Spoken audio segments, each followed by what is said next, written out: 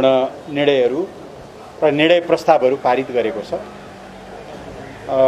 ती निर्णयहरूमध्ये एउटा महत्त्वपूर्ण निर्णय चाहिँ नेकपा एमाले नेपाली कम्युनिस्ट आन्दोलनको मूल प्रवाह, नेपालको लोकतान्त्रिक आन्दोलनको अग्रणी शक्ति, देशभक्तिपूर्ण आन्दोलन र राष्ट्रियताको पनि एउटा महत्त्वपूर्ण आधार स्तम्भ र संविधान निर्माणको एउटा नेतृत्वदायी शक्ति भएको नाताले यो पार्टीको एकतामा यो मुलुकको लोकतन्त्र, यो मुलुकको कम्युनिस्ट आन्दोलन र यो मुलुकको राष्ट्रको भविष्य पनि धेरै हदसम्म जोडिएको हुनाले यो पार्टीको एकतालाई सुदृढ गर्न हामीले पुनः एकचोटि सबै नेता कार्यकर्ताहरूलाई आह्वान गरेका छौँ।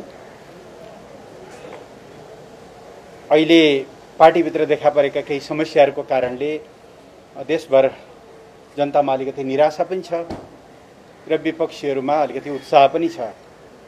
त्यस भएर सबै नेता कार्यकर्ताहरूलाई हाम्रो पार्टीको काँधमा रहेको ऐतिहासिक अभिभारालाई केन्द्रबिन्दुमा राखेर, जनचाहनालाई केन्द्रबिन्दुमा राखेर, कार्यकर्ताहरूको भावनालाई केन्द्रबिन्दुमा राखेर एकतामा कन्स्ट्रक्टिभ रूपले कन्ट्रिब्युसन वर्तमान सरकारलाई हटाएर विपक्षी दलका नेतालाई प्रधानमन्त्री बनाइयोस् भनेर हस्ताक्षरसहित राष्ट्रपति समक्ष पुग्नु र अझ त्यसमध्ये केही साथीहरू मुद्दाको पक्ष बनेर सर्वोच्च अदालतसम्म जानु चाहिँ मुलुकको संविधान, लोकतान्त्रिक प्रणाली, पार्टी विधान, राष्ट्र र जनताको चाहना, हित यी केहीसँग पनि मेल खाने विषय होइन। यो सबै कुराको विपक्षमा विपरीत रहेका विषयहरू हुन्। त्यसो भएको हुनाले त्यो हस्ताक्षरलाई आउने सोमबार साँझ 5 बजेसम्म फिर्ता लिएर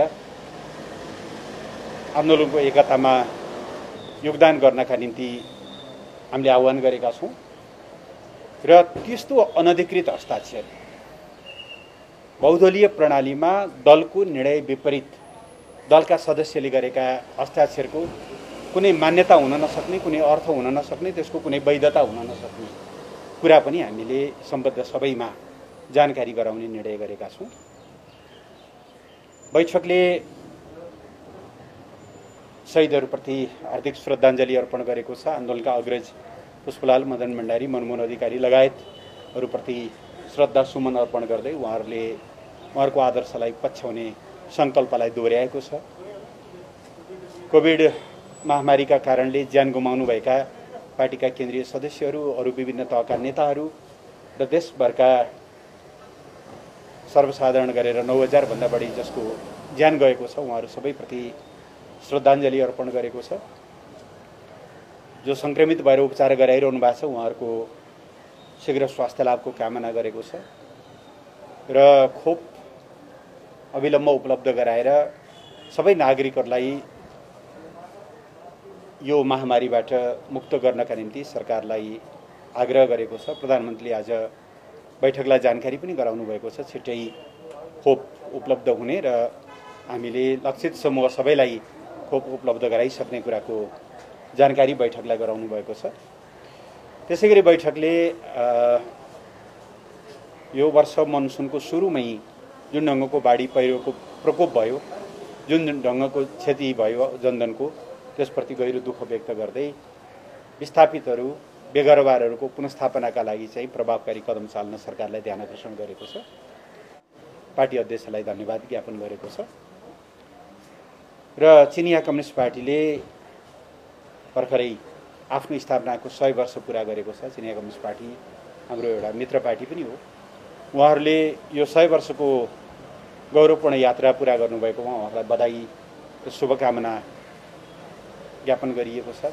यो 100 वर्षको अवधिमा चिनिया कम्युनिस्ट पार्टीको नेतृत्वमा चीनले जुन युगान्तकारी र चमत्कारिक प्रकृतिका उपलब्धिहरू हासिल गरेको छ त्यसप्रति खुसी व्यक्त गर्दै आगामी दिनमा जुन चिनिया सपना छ उहाँहरूको र जुन 2टा शताब्दी लक्ष्यहरू छन् त्यो पुरा गर्न उहाँहरूलाई सफलता प्राप्त होस् भन्ने पनि शुभकामना व्यक्त गरेको छ। आजको बैठकमा पार्टी उपाध्यक्ष कमरेड वामदेव गौतम पनि सहभागी हुनुहुन्थ्यो।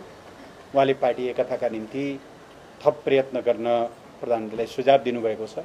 प्रधानमन्त्रीले त्यसलाई सकारात्मक रूपमा लिँदै पार्टी एकताका निम्ति आफू निरन्तर लागिरहेको, तर पार्टी एकताको अर्थ चाहिँ आफ्नो पार्टीलाई कमजोर गरेर अर्को विपक्षी दललाई बलियो बनाउने कुरा चाहिँ हुन नसक्ने भएको हुनाले त्यस्तो क्रियाकलापमा संलग्न रहेका साथीहरू त्यहाँबाट ब्याक हुनुपर्छ भन्ने कुरा पनि प्रधानमन्त्रीले बताउनु भएको छ। यसरी बडो सौहार्दपूर्ण ढङ्गले आजको बैठक सकिएको छ। अर्को बैठक भोलि दिउँसो 3 बजे यहीँ बस्ने जानकारी म यहाँलाई गराउन चाहन्छु। भोलि हामीले थप निर्णय गर्छौँ यस विषयमा। अब हामीलाई 3 वर्षको समय शून्य समय मान्ने हो भने पनि आउने वैशाख अगावै पार्टीको 10औं राष्ट्रिय महाधिवेशन गरिसक्नुपर्ने संवैधानिक बाध्यता छ। तर मङ्सिरको लागि कार्तिक मङ्सिरको लागि अगाडि सार्नुपर्ने आवश्यकता देखा परेको छ। सम्भवतः यस विषयमा हामी भोलि सविस्तार छलफल गर्नेछौँ। पहल भनेको त अघि तपाईँले सुन्नु पनि भयो होला, प्रधानमन्त्रीले भन्नु पनि भयो। हिजो राति 9:30 बजे समेत प्रधानमन्त्रीले माधव नेपाललाई फोन गरेर आज भेट्नका लागि उहाँले आग्रह गर्नुभयो। माधव नेपालले म भेट्दिनँ भन्नुभयो। अब योभन्दा बढ्ता के गर्न सक्ने?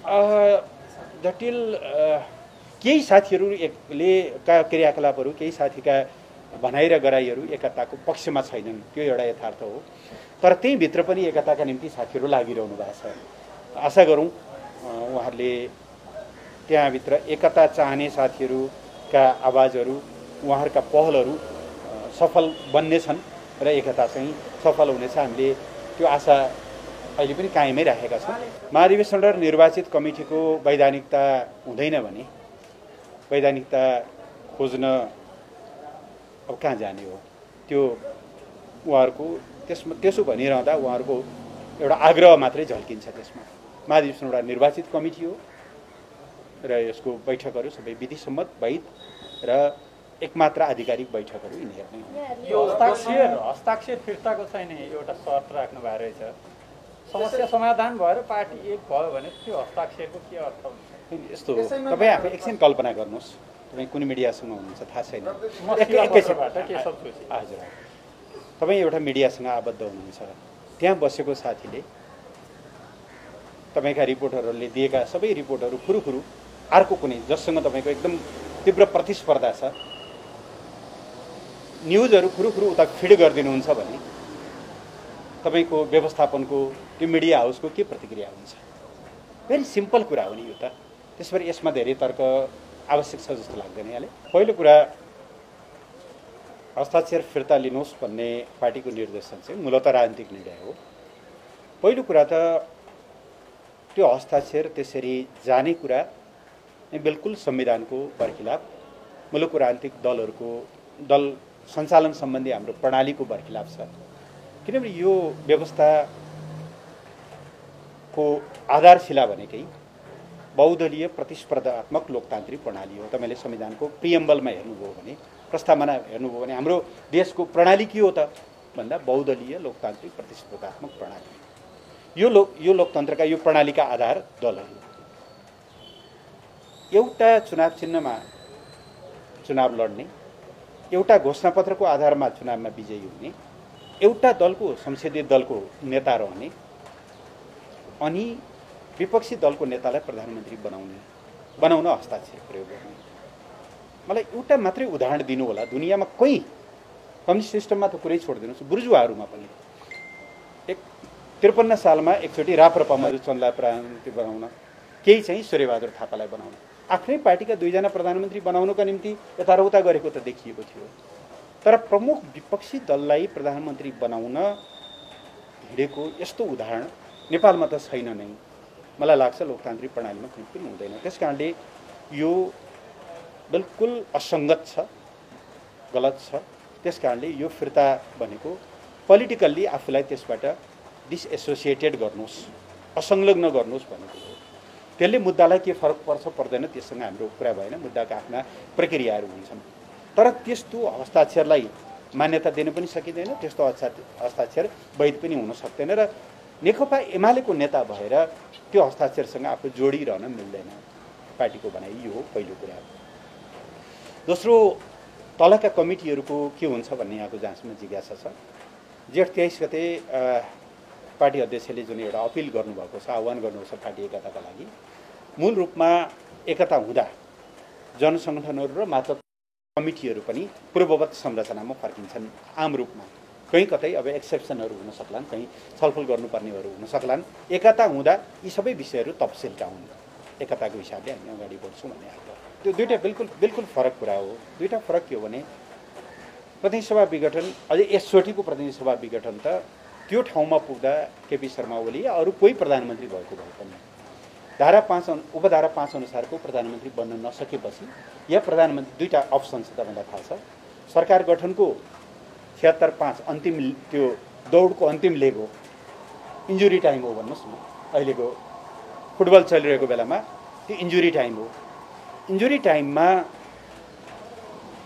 सरकार बन्न नसकेपछि या प्रधानमन्त्री नियुक्त हुन नसकेपछि या नियुक्त भएको प्रधानमन्त्री 30 दिनभित्र विश्वासको मत प्राप्त गर्न नसकेपछि 76-5बाट जाने भनेको 76-7मै हो। त्यस कारणले गर्दा त्यहाँ जो कोही भएको भए पनि प्रतिनिधि सभाको नियति यही हुन्थ्यो, किनभने प्रतिनिधि सभाले आफ्नो जुन एउटा दिन सक्दैन भनेपछि त्यो स्वतः विघटनको जस्तो अवस्थामा पुगेको हो एउटा। त्यस कारणले यो दुईवटा तुलनायोग्य विषय हो। प्रधानमन्त्रीले एउटा अवस्थामा प्रतिनिधि सभा विघटन गर्नुभयो, एउटा दलको नेताबाट निर्वाचित एउटा दलबाट निर्वाचित नेताहरूले अर्को दलको त्यो पनि विपक्षी दलको नेतालाई प्रधानमन्त्री बनाउन हस्ताक्षर गर्नुको दुईवटा तुलना हुँदैनन्। अब अदालत आफ्नो प्रोसेसमा छ।